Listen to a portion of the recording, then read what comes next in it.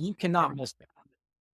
So the guy's gun goes up, and right as he fires, I stand up, but it was too late, obviously. And he hit the deer again.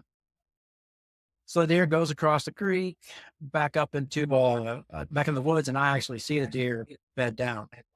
So then the two guys walk over to me and were upset with me because I was in a deer stand that I was allowed to be in, and I was in a field that I was allowed to hunt. So one of the guys approached me and said, "What are you doing?" And I'm like, "I'm hunting." And I didn't want to really be a smartass because I'm from Indiana. Two, we are in the backwoods of Shannon County, Missouri, and probably not the safest thing for me to start something with some of those guys in that area. So I said, "I'm hunting this field." And he goes, "Are you with the guy up on the hill?" And I said, "Yeah."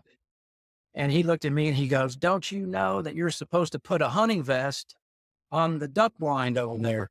And I'm looking all over for a duck blind. And I said, "Where?" "That broken down one over there that's in the woods." And I'm like, I had no idea. There wasn't a note. This is what I'm thinking. There wasn't a note, there wasn't a sign.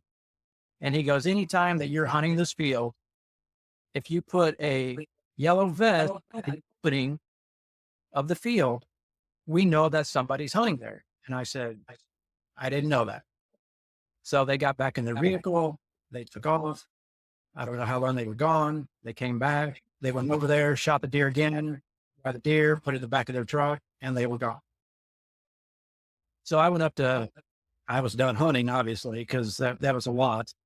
And went back up the camp, went back up to the cabin, and I was one of you guys and like, "Hey, did you get one?" I'm like, "No, but somebody else did." So I told the story and made sure that Brandon and Chags knew that they needed to put a hunting vest at the beginning of that field or they were going to get shot at. So that was one of the craziest situations I have ever been in. But after all these years, I'm not surprised by the situation that I was in. I mean, literally the deer was standing like, I mean, that bullet was mere feet from you. Oh yeah,